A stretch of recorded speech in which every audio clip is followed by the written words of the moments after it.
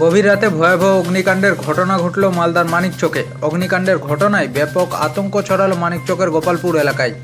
জানা গেছে, মঙ্গলবার রাতে হঠাৎই করেই এক গৃহস্থের বাড়িতে দাউ দাউ করে আগুন জ্বলে ওঠে। দেখতে দেখতে সেই আগুন আরও বিধ্বংসী রূপ ধারণ করে।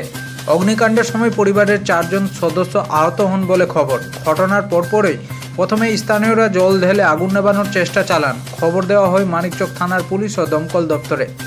এরপর দমকল কর্মীরা দীর্ঘক্ষণের চেষ্টায় আগুন নিয়ন্ত্রণে নিয়ে আসে বলে জানা গেছে।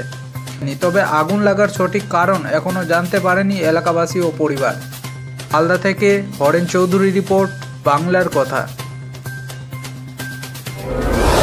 আমি যখন ওখানে ছিলাম তখন আমার পালাবো ব্যারেল ফুটছিল, একটা গ্যাস সিলিন্ডার হোক বা যে কিছু হোক, ওই আমলে আগুনটা ধৈর্য উঠেছিল যে মানুষের কেউ আটকেছে, অনেক সব আমার। আপনারা দেখছেন পুলিশ প্রশাসন সবাই পালাচ্ছে, আবার কিন্তু গ্যাস সিলিন্ডার সম্মত ফুটছে, এমনটাই বোঝা যাচ্ছে।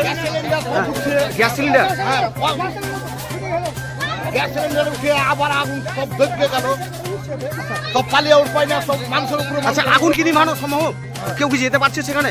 কেউ বুঝতে পারছে না, ডরে কি ফুটছে, আগুন ফুটছে, গ্যাস সিলিন্ডার ফুটছে, কেউ বুঝতে পারছে। আচ্ছা, কেউ আটকে পড়েছে সেখানে? কিছু যেতে পারছি না আগুনের কাছে যেতে পারছেন না। আপনি কতক্ষণ ধরে এখানে দাঁড়িয়েছেন? আপনি কেউ শুরু থেকে দেখছেন ব্যাপারটা?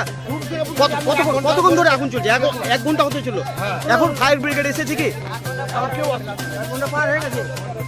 কেউ আসেনি এখনো পর্যন্ত? মানিকচক থানার পুলিশ এসেছে, একজন মানিকচক থানার পুলিশ আহত এই মুহূর্তে পড়ে গিয়ে।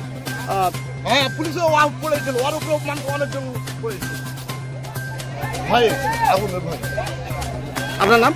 আমার নাম মেহর আলী।